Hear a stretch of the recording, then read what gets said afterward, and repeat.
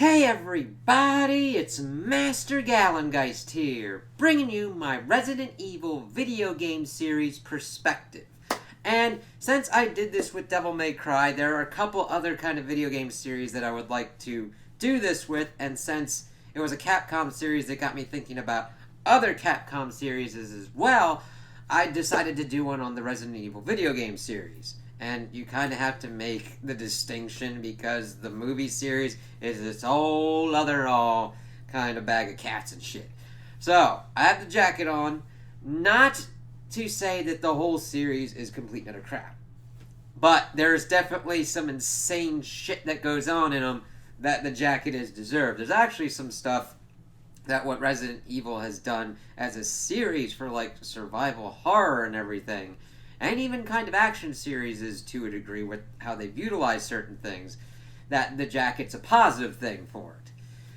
So, some background on how I've kind of gotten into the Resident Evil series. Now, I didn't start it on PlayStation. My kind of gaming thing is I kind of started with like the Sega Genesis and then hopped to like PlayStation 2, Xbox, GameCube kind of era. I say the GameCube because that's actually the first kind of time I actually started playing the Resident Evil series, with Resident Evil 4 when that came out.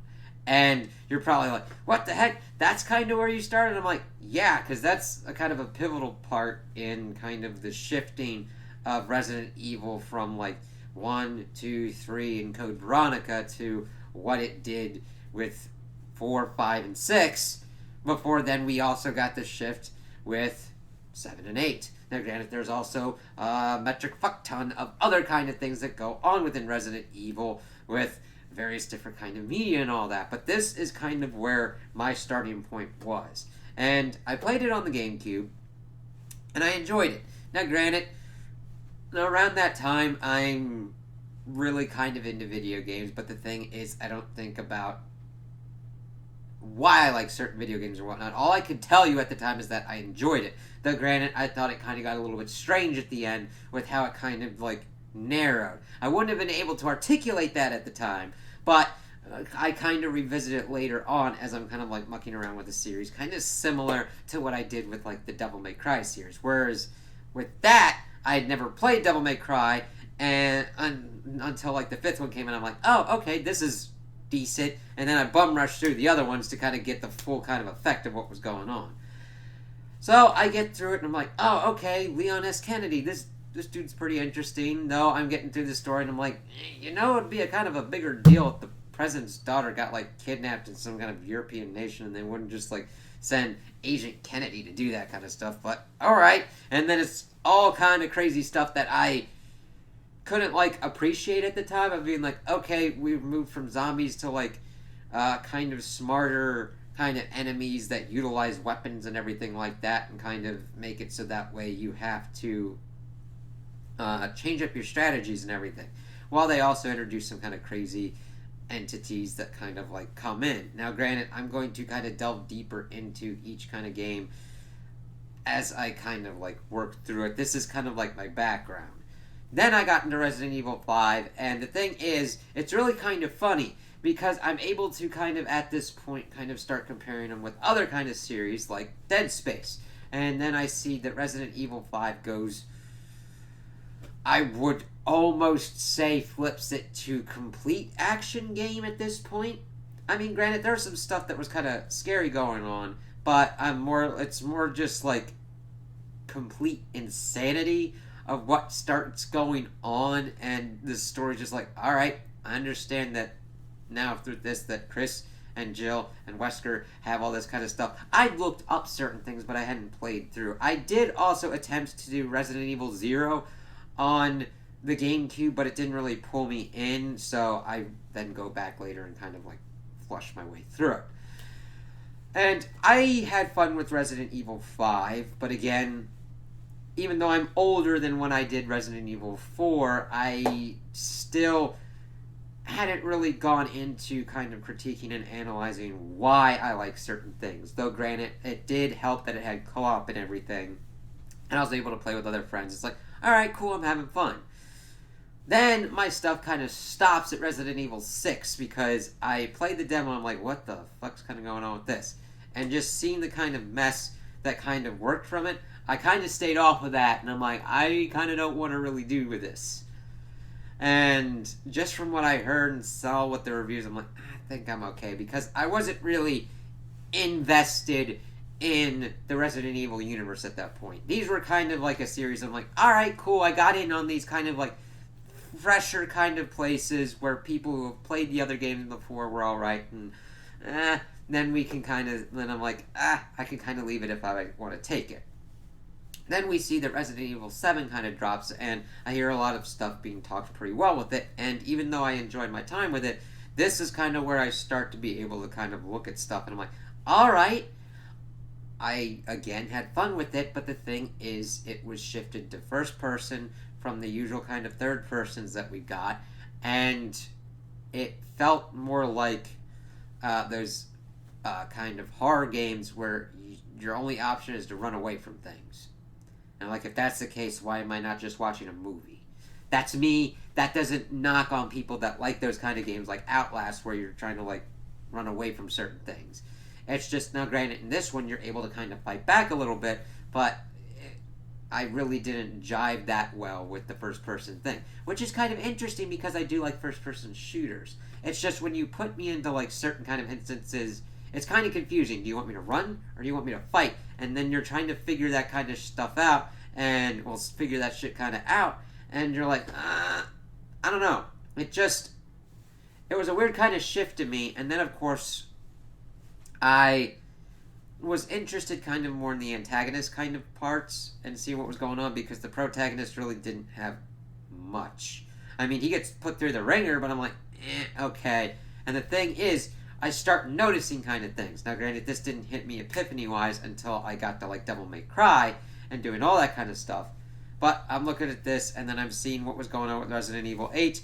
I play it, and again, it is technically, it's playable. It really doesn't have many bugs and anything like that. The story is batshit fucking insane. Now granted, there are certain instances where batshit fucking insane story works. However, when it's just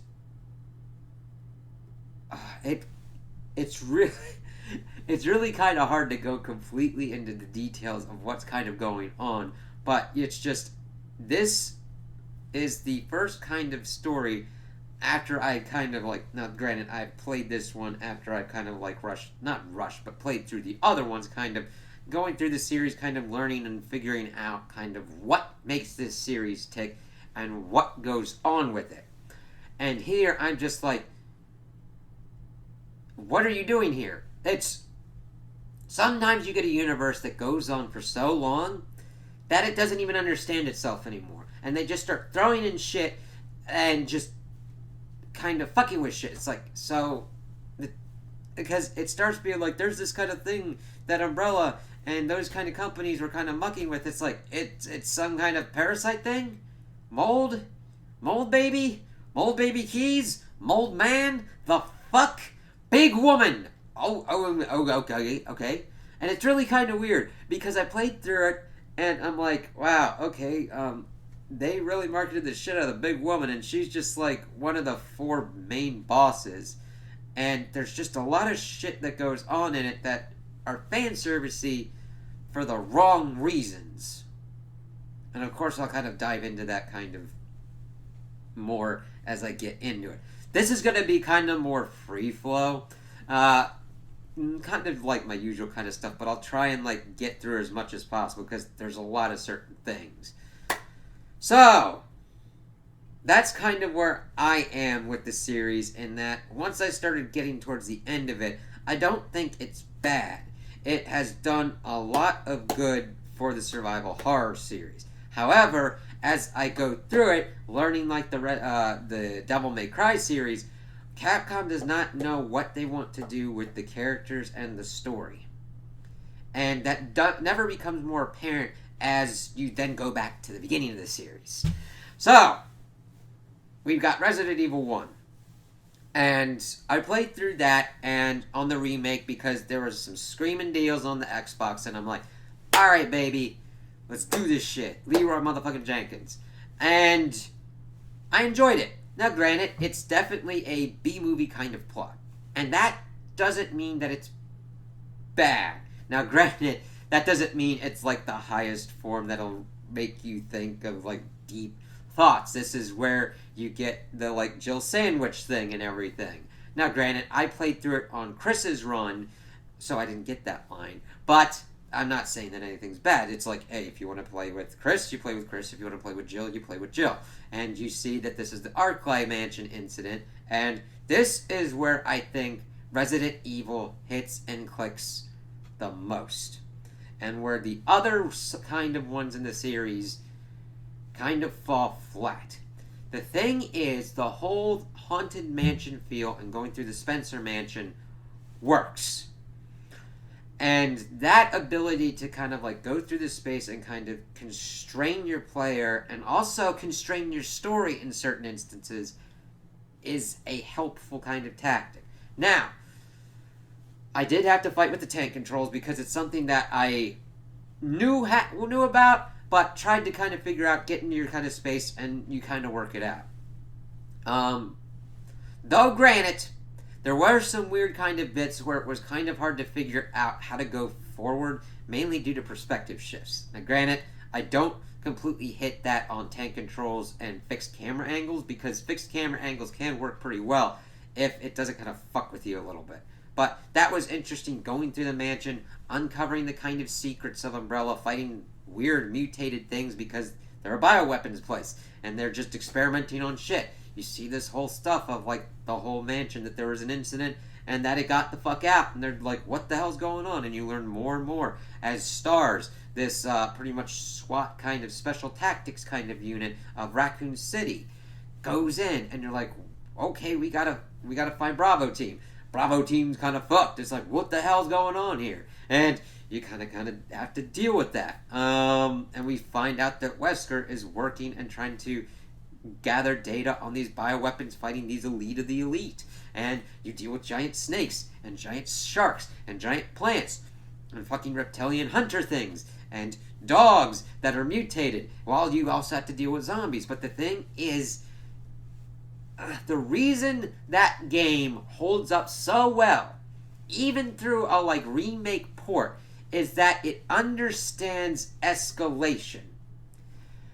What I mean by that is, you do not get thrown into a part where you cannot really handle certain things. Now granted, you might not have the weapons and the tactical know-how to do something at a certain point. That kind of happens. But I'm talking about, like, the escalation doesn't get to a point where you immediately fight God at the start and have to fight super duper God with, like, the biggest dick in the universe fucking shooting thunderbolts out of its asshole to kind of, like, kill you by the end, and you have to somehow get on that level by fucking throwing a lollipop at a fucking tadpole 30 feet down by a fucking van down by the river.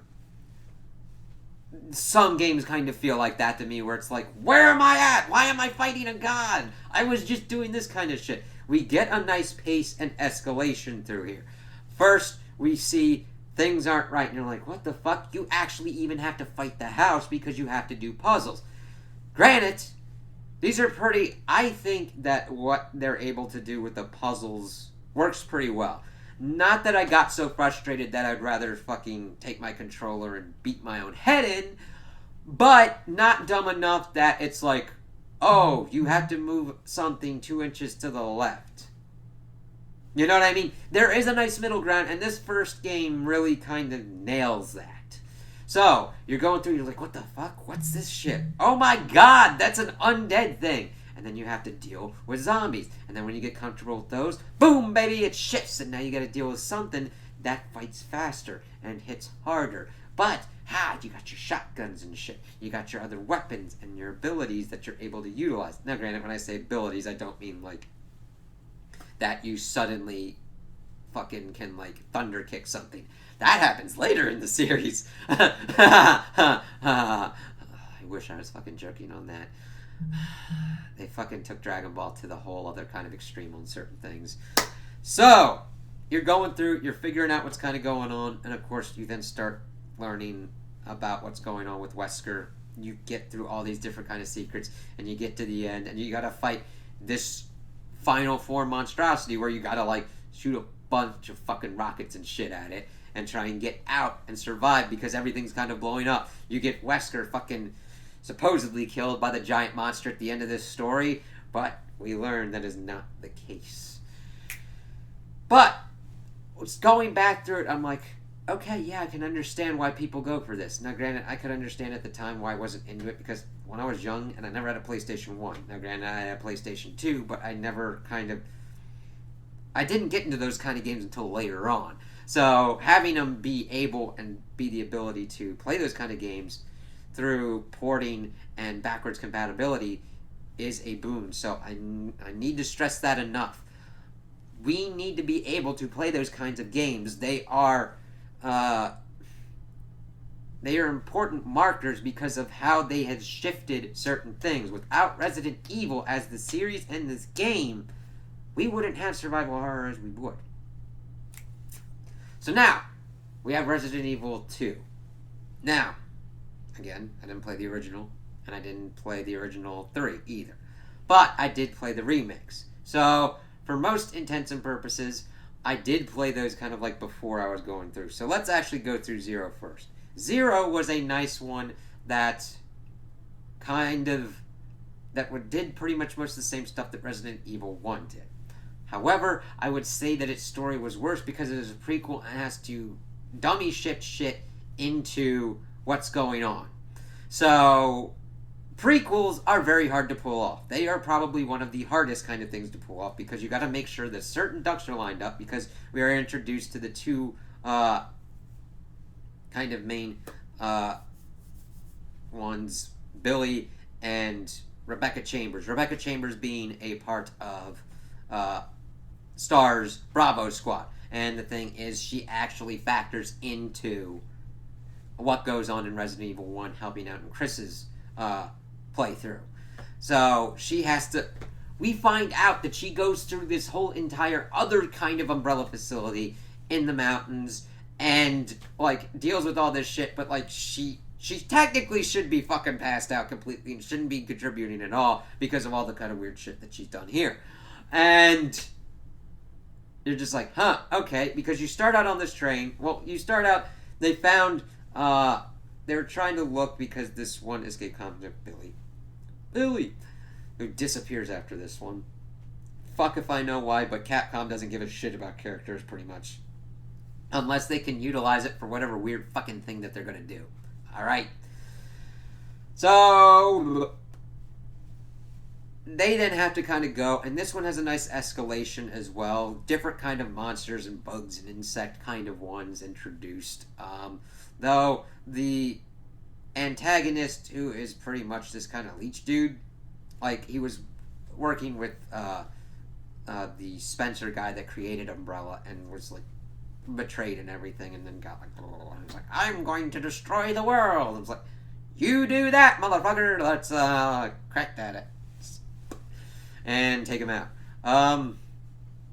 So again, this one does B-level movie kind of stuff, but not as good because it has to kind of work everything kind of in. Billy just kind of disappears at the end, and Rebecca then just goes on to go into Resident Evil 1.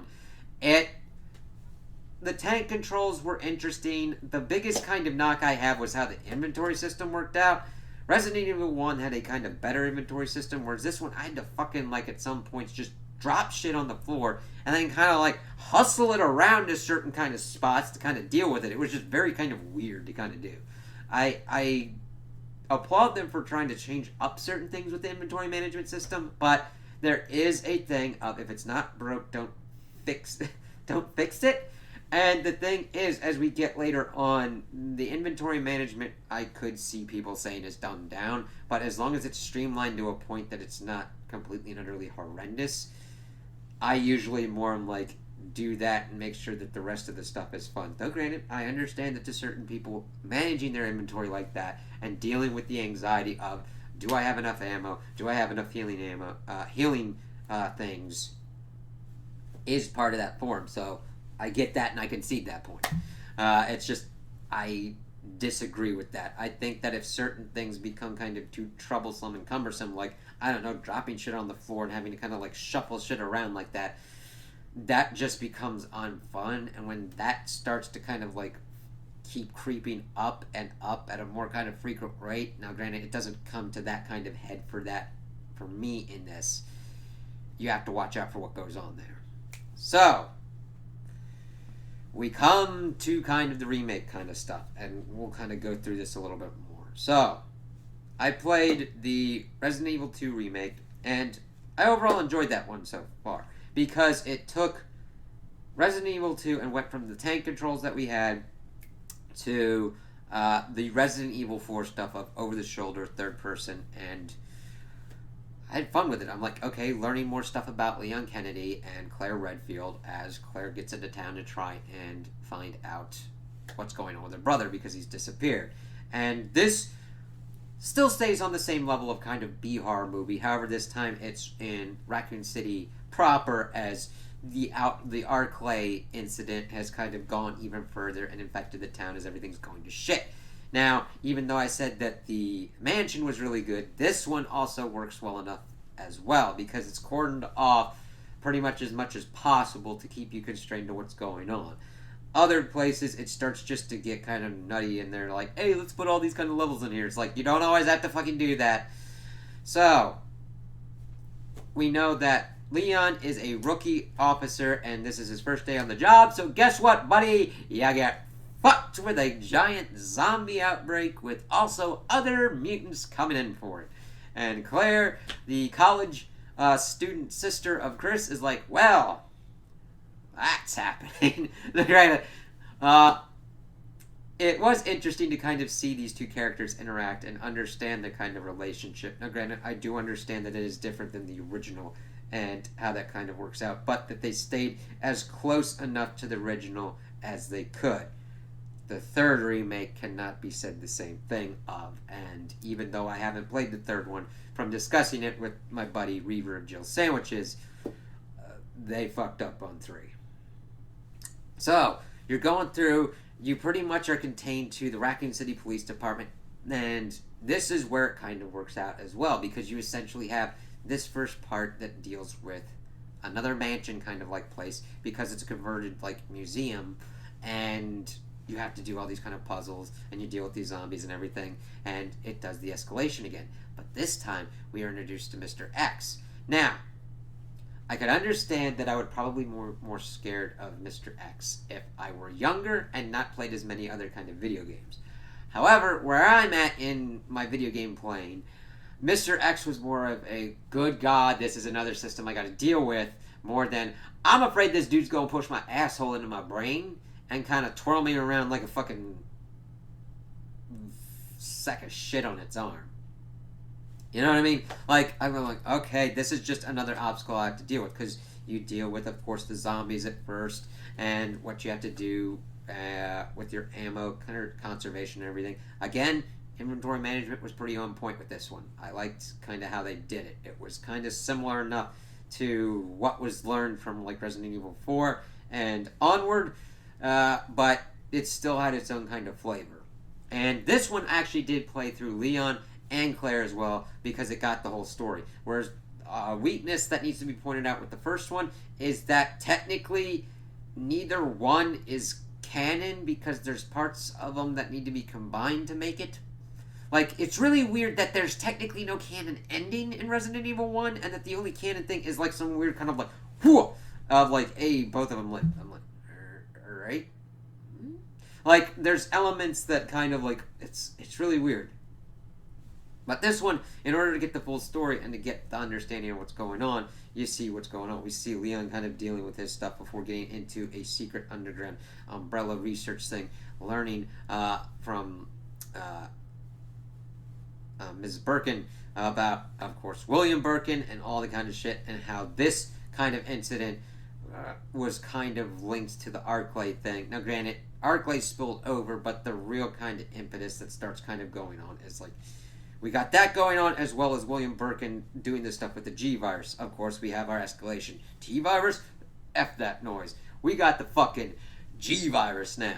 And you see William Birkin devolving into this kind of running kind of boss throughout the whole thing as he gets to kind of his final form. This is one that actually had a pretty good instance of that kind of escalation final form style. I will definitely hit it with that.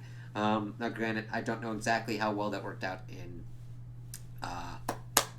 the original, but I thought it worked out pretty well here. And we also have the same thing kind of work on with Mr. X. That is more Leon's, even though William Birkin's kind of shit at the end like ties up more with that. So we see Leon kind of dealing with stuff. We see him introduced to Ada Wong, who is best described as kind of his Catwoman, in that she is kind of morally gray. She'll do the right thing because she kind of has a soft spot for Leon, but she is out for herself and trying to get the best kind of deals that she can. Granted, that kind of is the same throughout the series, but we see weird shit go on in like the sixth one. So he kind of like gets through that. He kind of fights Birkin a little bit because Mrs. Birkin's like, shit! And of course, it starts getting ready to blow up. That's where he kind of links up with Claire. Claire, her route kind of deals with kind of the same things on different kind of paths as Leon, though she gets introduced to Sherry Birkin and is trying to help her out while having to deal with this fucking freaky Chief Ironside, and who's the chief of the police, and he's just been doing horrible fucking shit with this orphanage and like feeding children test subjects to Umbrella on this kind of shit. But they kind of link back up with Leon towards the end and the converging of their roots as they have to deal and destroy Birkin as they're escaping. Of course, another explosion thing going on, and they get out, and we see them doing their own. Their what could I best describe it? It's mainly set in the 90s, but it definitely has that kind of 80s feel of like, wow, geez, that kind of was an eventful fucking thing. And Sherry's like, hey, you guys gonna take care of my ass now? And I'm like, what the fuck, man? I'm like, what? Alright. And that's kind of where it goes. So, again, I liked it for what it did, and I had enjoyment with it. 3 is where things were like, what the fuck? They really streamlined the shit out of it, and it just felt like cut shit from 2. This one is not as centralized to a certain location, so it kind of just goes around. And the thing is, this goes along in the same kind of timeline as Resident Evil 2. And I learned more about this kind of researching it, but of course I've got only I could do like hours, like if I went really fucking deep. But the thing is, this follows Jill, as of course Umbrella's been pretty much like fucking with her. And the thing is, they also unleashed the Nemesis around this time. This kind of shows that Umbrella just doesn't know what the fuck it's doing, and also the stories are kind of going all over the place. So Jill is kind of like running through Raccoon City, getting chased by this thing that's going after Star. So it's essentially more like the Mr. X kind of thing from Resident Evil 2.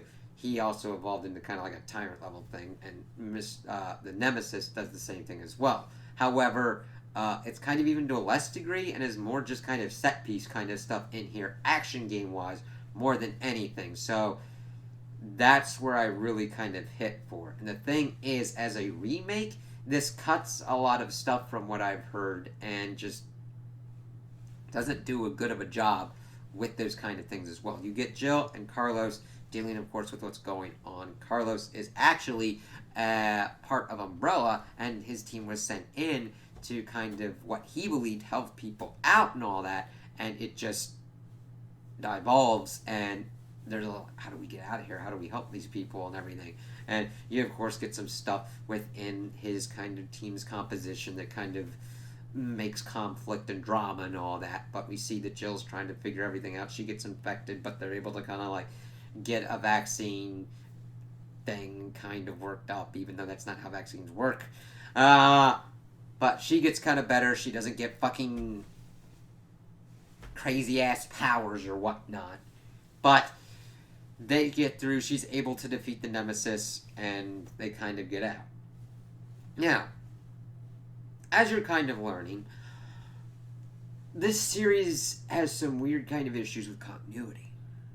I.e., in the first one, we had Chris and Jill. In the second one, we had Leon and Claire. In the third one, we had it focused on Jill. And those aren't really the ends of their stories. I could really just say that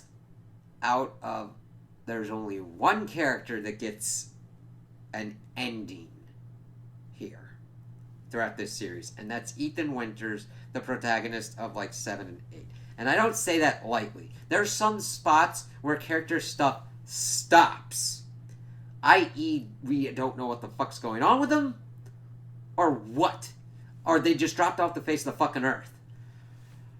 But you're noticing a pattern of them like, all right, they're doing this kind of stuff, but what's kind of going on here? Because Umbrella has kind of fucked up. Raccoon City got annihilated, but what's going on here?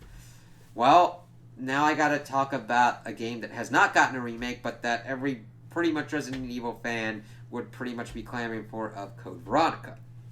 The actual kind of true third Resident Evil, because it actually kind of more continues what's going on instead of, hey, this is happening around the same kind of time. Not that 3 is a horrendous kind of thing because it doesn't really advances the plot forward. Because I can't talk about the complete quality of the original third one. I'll leave that to the people that have actually played it and kind of experienced it. So, this one was interesting to play because this was the 360 version, so I had that on backwards compatibility through Xbox. So if there's any kind of thing that I kind of bring up that's kind of different than the kind of like original one or whatnot, let me know. I could be wrong on certain things, and certain information that you could provide to me could recontextualize it for me and make me feel a little bit differently. This one details follows Chris and Claire as they're dealing with some real fucking crazy shit. This is where we're introduced to Ashfords, and it's just fucking insanity. Alright? Like, Chris has disappeared again because Capcom has to fucking do that, like, almost all the time. And Claire pretty much tries to go and find him and gets captured by Umbrella and put on Rockford Island, I believe. This kind of prison island. And she also, like, has to get through because there's an incident kind of going on through there as you're dealing with the zombies. Now, granted, this one is a little bit rougher to me, granted, because it's older. I actually have to see if that's kind of, like, upgraded or if it has any kind of, like, better kind of things played on the Series X. Because that is one of the good things about the Series X, is that even if it doesn't have things that take advantage of that kind of hardware, it does run those games kind of better. And she fucking details with this Steve dude who's a whiny little bastard. Now, granted, they kind of try and fix him up a little bit, but this one is a mess story-wise. And the thing is, it's competent gameplay-wise, with the tank controls and everything like that. There were some kind of weird fucking things that would go on, and certain battles were just put in places that I'm like, you did that to be a little shit, more than, like, hey, I'm dying because my skills aren't enough. It's more like, yeah, you've given me shit to work with. That's why I keep fucking dying. Yeah, because of those fucking poison things, or fighting a fucking tyrant in a motherfucking cargo plane. Yeah. And trying to make sure you have enough ammo and shit to kill, like, the final boss and shit. But in this, we see that, like, Claire goes through this, like, prison place first, then Chris pops up, like, what the fuck? I need to help my sister out. And going through, that was kind of cool to kind of see them both kind of at the end. And, of course, we get linked up that Wesker is still alive and is enhanced now and working with some other kind of group. And it introduces the Ashfords, and it's like, alright, you got this one dude who's, like, running around being like, yes, where's my sister? And then the sister pops up, and you learn that, like, he's got a twin sister, but she was infected with, of course, the Veronica virus, and she needed to be cryogenically frozen, and he is like split personality to himself and is running around sometimes as himself, sometimes dressed up as his sister. And it's just like, all right. Like, I don't mind that that's a plot point, but it's done to such a kind of like degree. Just like, what the fuck? Alright. And we eventually get to Antarctica where she's at, and I'm like, alright. Well, she kind of like works up in the Ashford kind of place and is trying to like, of course, spread shit over the world and everything, and just, hey, I got this shit. As she like fucking, that was a horrible boss fight to have to deal with on that one. First time, it's like, eh, shit. And then that kind of fucking place in Antarctica with all the like poison shit. Ugh. It was just nuts. And even here, it doesn't end the stuff. Of course, you blow some shit up. And the thing is, this then goes to show that I would rather have an iconic, constrained kind of place rather than, alright, we go through the prison place, we go through this, we get to Antarctica, and then we deal with the giant, crazy bioweapon. It's weird, but it doesn't get to the worst kind of parts. So, now we're gotten onto that. Resident Evil 4. This is where it kind of refreshes. Of course, I've talked about how we then shift, and it's like, we don't really get much on Chris, we don't get much on Claire. We see that this is going on. Leon goes into Europe and deals with the kidnap of the president's daughter. And then this, again, follows the same kind of thing. We go through certain kind of instances. We even get to a kind of haunted house kind of place. But then, it kind of strangely gets funneled at the end where you essentially almost Call of Duty and have to, like, now granted, you are given enough ammo and stuff, but this is where it starts kind of playing that action game at the end, where you're fighting characters that are just shooting at you. It's like, if I wanted to do that, I'd play those games. And I know those games because I'm into first-person shooters like Halo and shit, and that's kind of my jam. But this is like third-person action, a little bit before Gears of War. Again. And you're trying to like, alright, then you fight the end, and you kind of buzz out. It's like, Leon and Ashley, alright. It's funny. She's like hitting on him, and Leon's like, oh, whatever. I don't kind of blame him. It's just like, I had to deal with some like fucked up shit, and we were both infected with the Las Plagas, and I just kind of want to deal with some. Get done, man. Get done. And it's just overall nutty. It starts. You gotta have an understanding of what kind of story you're going for. B stories aren't that bad. B cheesy ass horror movies. Like, if they know what they are and they execute on their things, those can be really good movies. You're not going to say that the writing is like a profound kind of thing, but if it's good and it's doing its job, it's a good thing. Here, it starts fluctuating. We get this kind of like little dude and like these big kind of things. It's like, yes, it's like, alright, you crazy ass motherfucker, whatever. I don't know why this is introduced. And it just kind of start going crazy and shit as we're learning, oh, right, this is the Las Plagas thing. And this is where it starts introducing everything that starts kind of going nutty. That they even try and like retcon shit and like the remakes to introduce with like the Nemesis. And the thing is, the controls and everything works pretty well. It's everything that kind of went along with it and the turn to kind of more action. The story just kind of like spiraling more and more out of control where you're not getting story closure on things. That it's like, what the fuck? So then we shift to Resident Evil 5.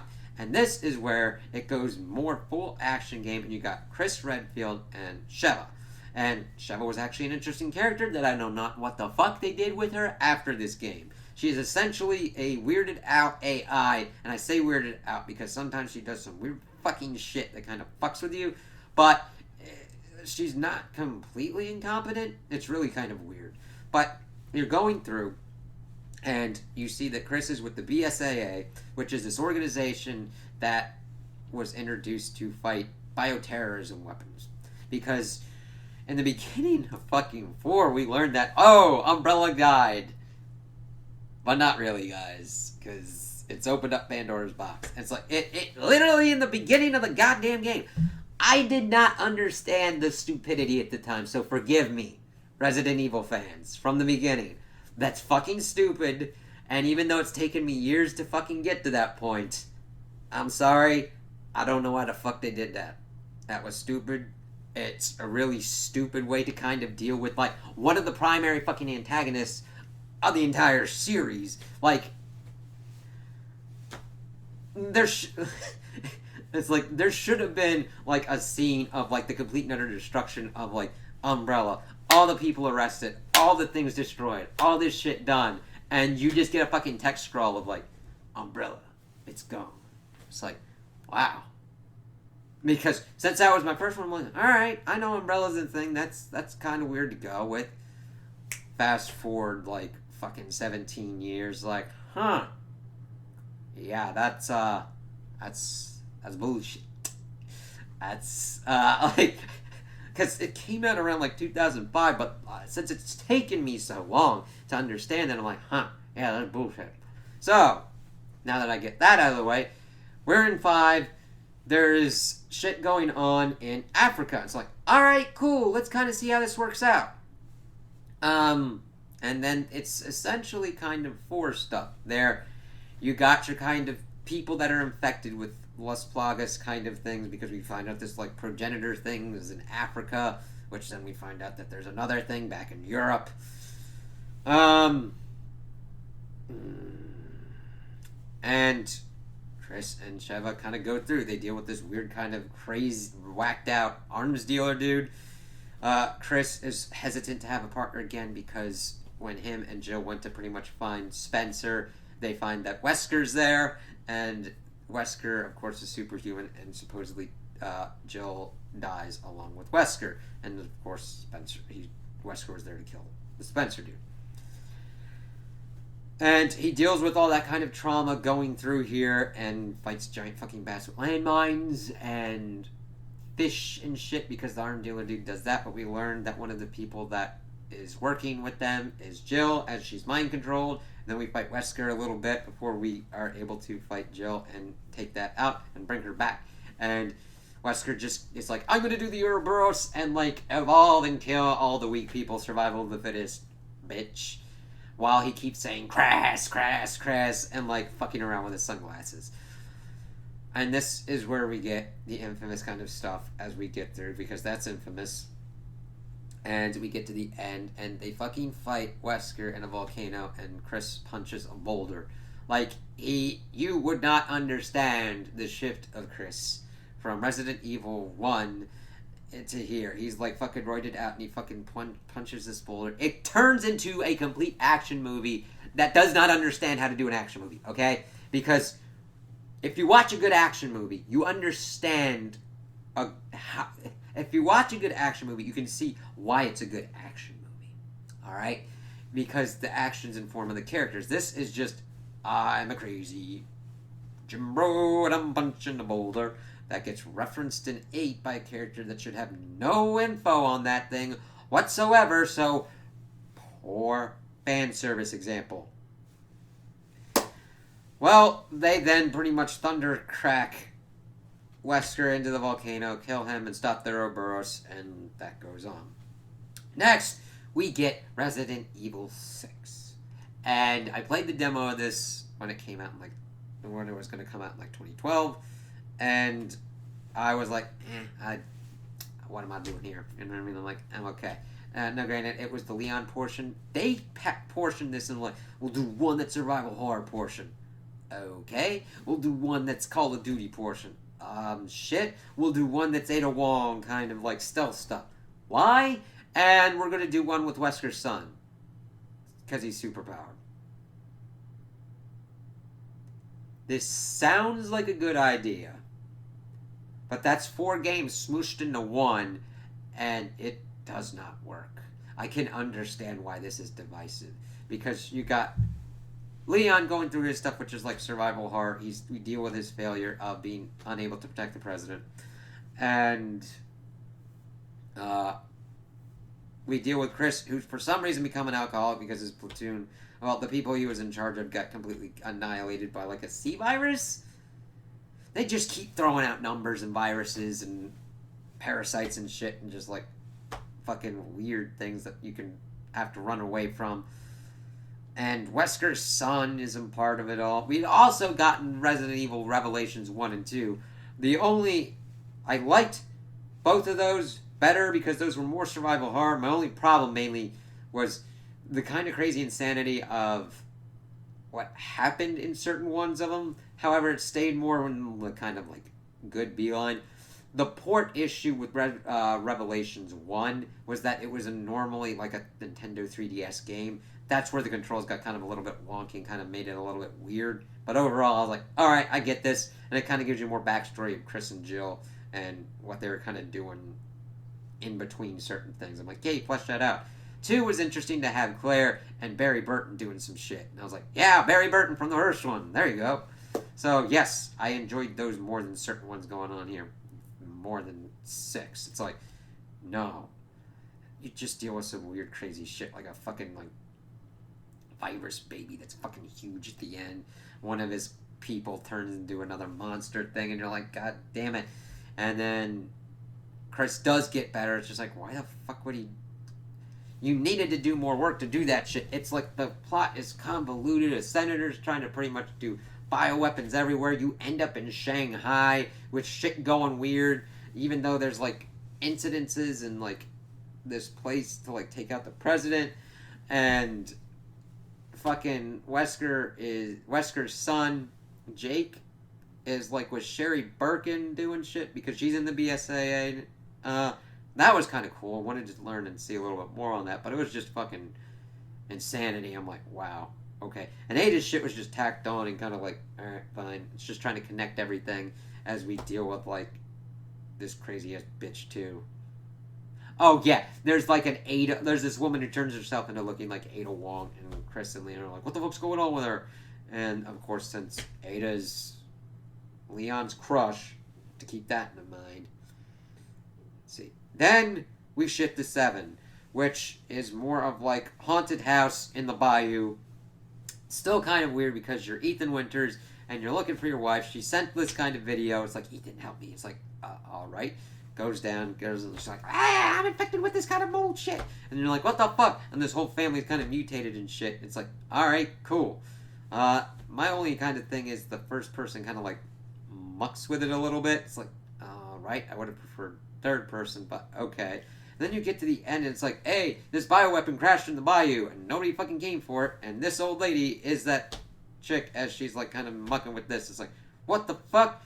And then Ethan's like got arms cut off and then put back in, and you're like, what the fuck's going on with this dude? That continues on in 8.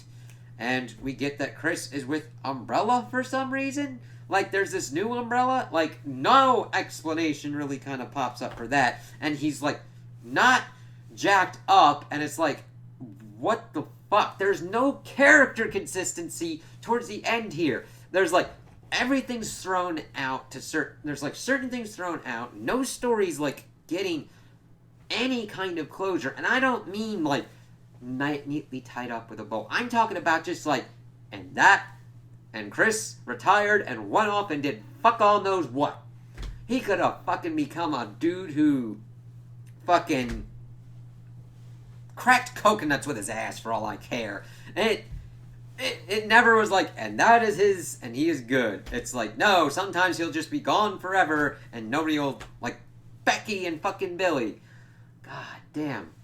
But he's then carted off. Well, it depends upon what you do certain choice-wise, but the canon is him and Mia get out. It's like, alright, we're healed. Resident Evil 8 rolls around. It's like, hey, they got a baby and everything. And then they have to do this whole thing of, like, Chris has come in to kill, and it's like, Mia has been like compromised. We thought it was Mother Miranda or whatnot, and they were trying to take the baby and protect it, but then they get attacked, and the baby's taken, and it's done like Resident Evil 4. It's like, we kind of have to I want my baby back, Ethan Winters. We kind of cut her up into 4 pieces, and she's a key now. What? Literally. What? Big woman. What? Dude who controls metal. What? Weird kind of creepy dude. What?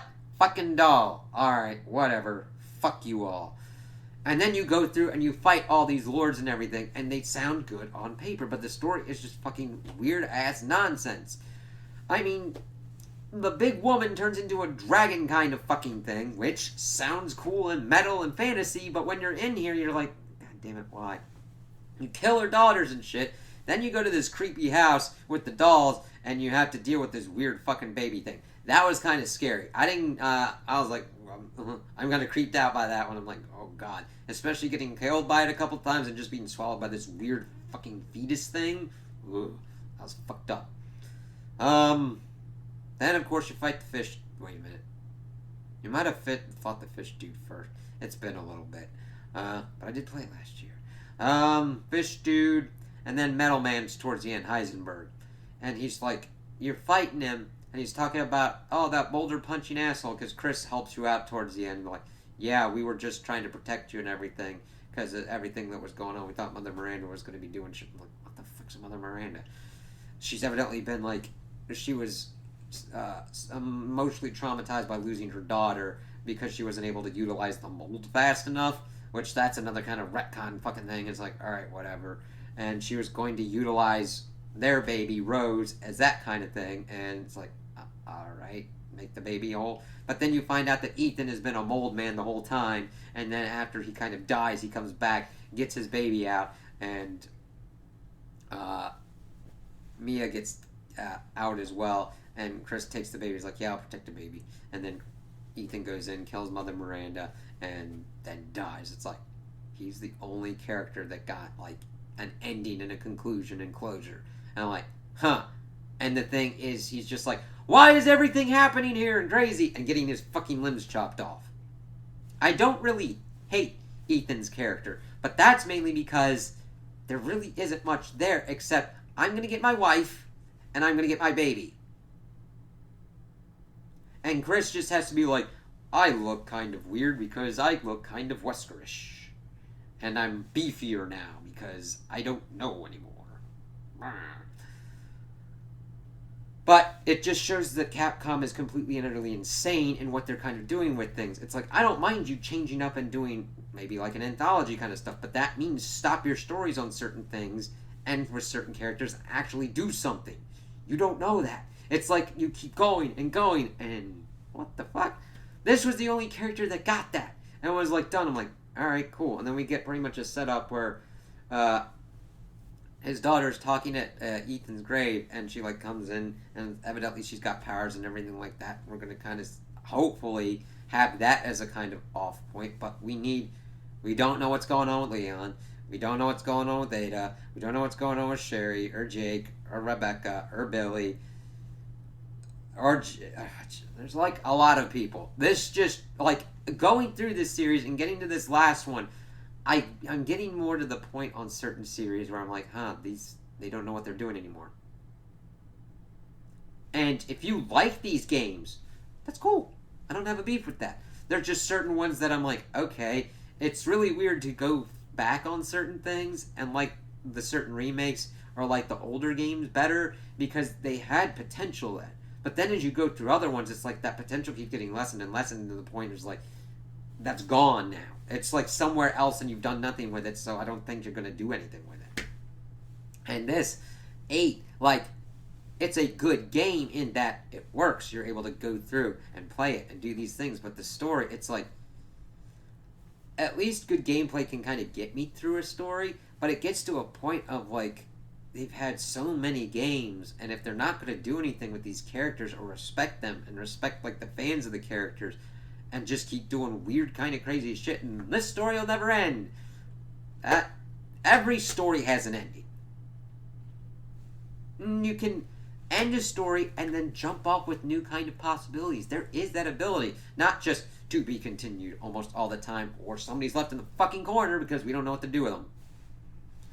But I do like going through this and talking with people about it and understanding why I like it, what I don't like about it, what deserves the jacket, what doesn't deserve the jacket, and seeing kind of what it has done for video games. Because it is a titan of the survival horror genre. And has even done some stuff that, like, potential action games have even kind of done. Even though I'm thinking this kind of hurt your shit more than it actually helped other stuff. But even though Resident Evil 4 helped to kind of like push off the survival horror franchise of Dead Space. Oh, Dead Space 3. Fuck. But yeah, that's my perspective on the Resident Evil series. It's kind of a lot to kind of get through in about an hour, but it was kind of fun and everything, kind of going through what I like, what I can see possibility wise, and hey, I'm always up to kind of like update certain things, talk about any kind of other things, go in depth more for certain things. So let me know what you think in the comments below. Which ones you like, which ones you don't like. What do you think of what I think of things? Any of that kind of stuff. You know, just how has the Resident Evil series impacted you? Do you like it? Do you not like it? You like certain ones, hate certain ones? What do you think? I always like to do this because I like to learn other people's perspectives on certain things while giving my own and doing this whole thing. That's why I kind of like doing these. We'll kind of see how this kind of goes with certain other ones as well. So, tell me all that stuff in the comments below. Like and subscribe, and I hope you have a good day.